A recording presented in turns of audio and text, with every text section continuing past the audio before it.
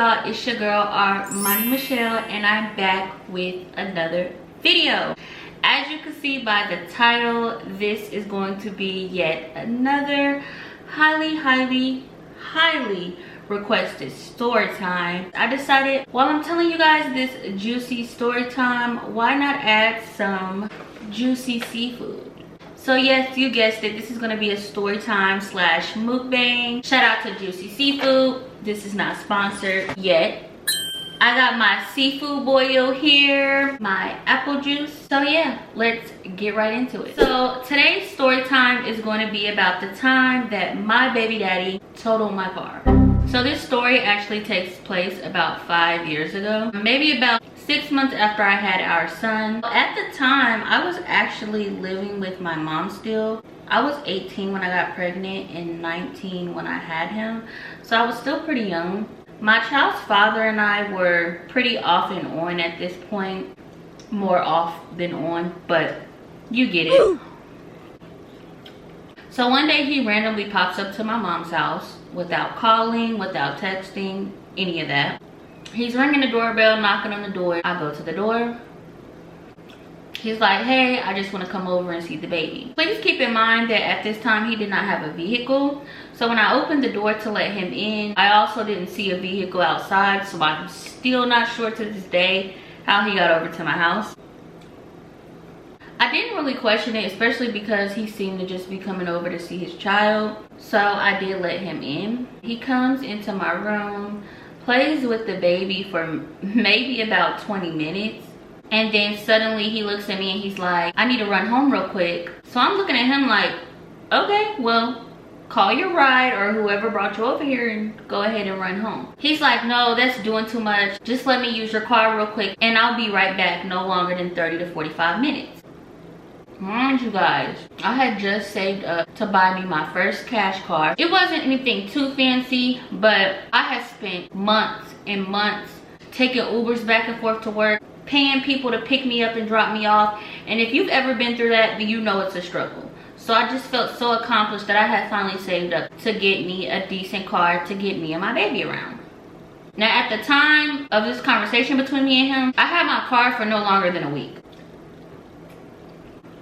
Now I was real hesitant to let him drive my car, especially because he claims to have came over there to see his child and was only over there for not even 20 to 30 minutes.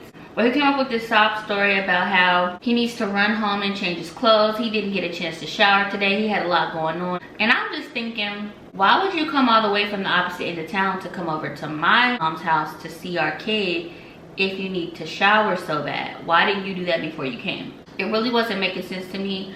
But I was young, really wasn't using all my common sense at the time, and I agreed to let him drive my car back to his house so that he can shower, freshen up, change his clothes, and then come back within the next 30 to 45 minutes like he said. Big mistake on my end. So he leaves, and mind you guys, it's about 3 in the afternoon, I would say. So if he's saying he'll be back in 30 to 45 minutes, that means he should be back no later than 4, right?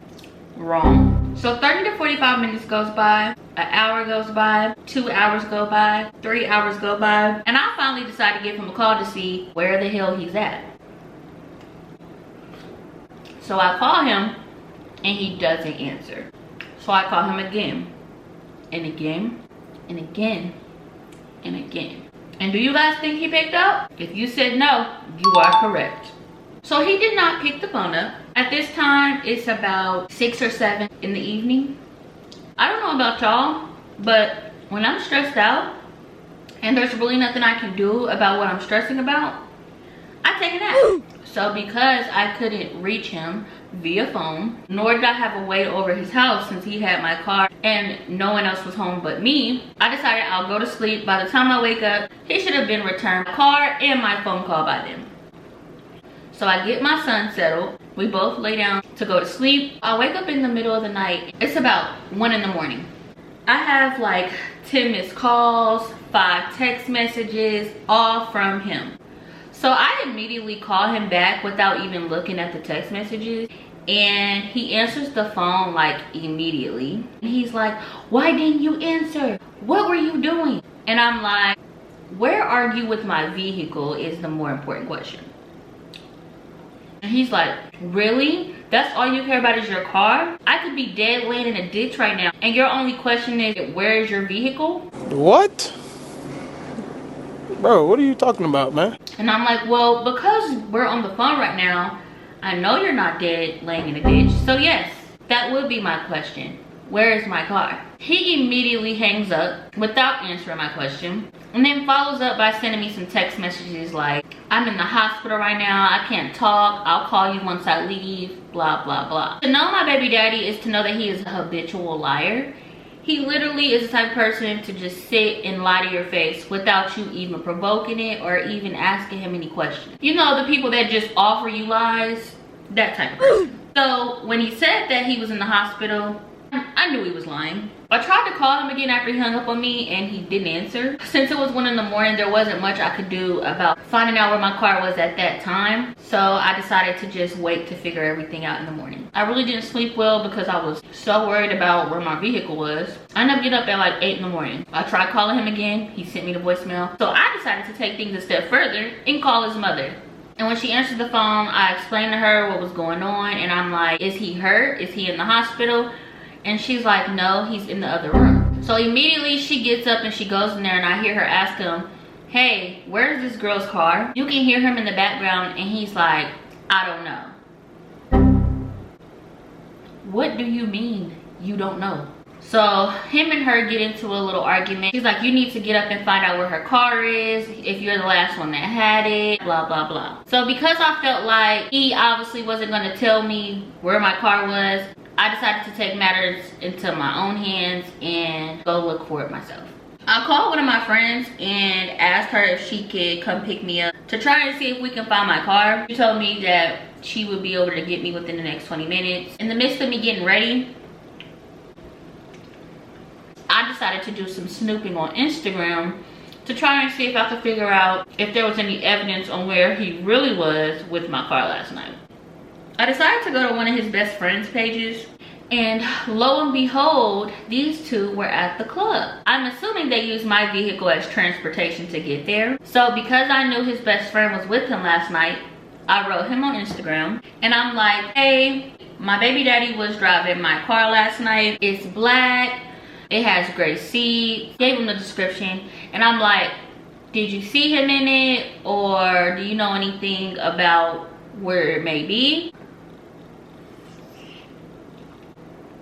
And all I'm gonna say is, my baby daddy better not get into any legal trouble with this man, because baby, he told it all. So he writes me back on Instagram, and he's like, oh, that was your car? Yeah, I seen it. We actually did drive it to the club. He said not only did they go to the club in my car, but he also said that they left the club with some girls in my car. Once again, baby daddy was drunk and operating my vehicle at the time. The friend then goes on to tell me that he was trying to show off in front of the girls and race another car, and ends up hitting a pole. He says the car spun and landed on this big boulder in someone's front yard. Huh? So I'm like, what? Where is my car? He then goes on to tell me that the person who lived in the house of the front yard that they were stuck in came outside and basically called the police. So him, his friend, and the two girls they picked up from the club fled the scene and left my car. Once I heard that, I began to just call around to all the different tow companies in my area, and everybody was telling me that they didn't have my car. So I ended up asking his friend, do you remember the exact location for where he left the car at? He's like, yeah, and he ends up giving me the street names for where they left my car. So when my friend came, I had her take me to the location that his best friend gave me. Guys, when we pulled up to the corner of the address that he gave me, there was a stop sign that once stood at the corner of that street. When we got there, it was flat on the ground. There were tire marks and screech marks all over the street. It looked like somebody was doing donuts. Everything that was in my car was spread out all on the road. I had extra work clothes that I used to keep in my car. Those were all over the ground. My baby's toys were all over the ground. His car seat was off on the side of the road. The things that were in my glove department were thrown everywhere. And guess what? My car was still nowhere to be found. Not gonna lie, at this time, I was pissed. Like so pissed. But I honestly couldn't show any emotion yet because I was so focused on locating my vehicle. So at the location that the best friend gave me, we realized that it was in a whole different county than the county that I lived in. So, you know, before her, I told you guys that I was calling around to all the tow companies in my area and they were saying that they didn't have my car. Well, that's because this happened in a different county. So I called around to the different tow companies that were in that county, and I ended up calling one. I gave them the description of my car, and they were like, yes, we have your car. We just picked it up last night. So my friend and I drive down to the tow company. Once we get there, I give them my information to verify that it's my vehicle. They then walk me to the back of the tow yard so that I can see my car. You guys, my car was crumbled up like a piece of paper. Literally, like the front of it was just all messed up. It was all pushed in. One of the side doors was smashed, and I'm sure you wouldn't be able to open it if you tried. The man who worked for the tow company that took me to the back to see my car looked at me and was like, this car isn't drivable. And just at the sight of my car, I started crying. I just felt like all my hard work went down the drain. Not only did this man total my car, but you didn't even have the respect or the decency to let me know what happened when it happened. And no, I shouldn't have let him drive my car, but if he would have just went to his house to shower or change clothes like he said and brought me my car back, this would have never happened. Like, I don't understand how you leave to go to your house to shower at 3 o'clock in the afternoon, but somehow end up at the club that night in my vehicle. Like, you didn't even ask if you could keep my car, and you damn sure didn't ask if you could pick up your friends and whatever little females you met at the club. Like, that is just so disrespectful. So the police ended up coming up to the tow company once the tow company reached out and told them that the owner was there to see the car. And this was because this car was involved in a hit and run. So obviously they wanted to ask me some questions, which kind of pissed me off even more because it's like, yes, this is my car, but I had nothing to do with this. You know what I mean? So when the police came, they basically questioned me about who was operating the vehicle. And what's crazy is I was so naive at that time that even though he had just done all of this to me, I was still protecting him from the police in a way. Like, when they were questioning me and asking me what happened, I basically told them that I didn't know who had the car. Someone had stolen it. I know, that was so dumb of me. But like I said, at this time, I had just had a kid with this man. Yes, I was mad that he totaled my car, but I didn't want to see him in jail. I don't know. Y'all, that was just one of the worst days ever. I just cried. I then had to go home to my mom and explain to her what was going on because, mind you, she didn't know that I had let him drive my car, nor did she know that he totaled it. My mom was beyond pissed, but there wasn't much that she could do either. I mean, the deed was already done. Honestly, that ended up taking me back to square one. I was having to Uber, catch rides, carpool with co-workers just to get back and forth to work, to save up all over again for yet another vehicle. He never apologized.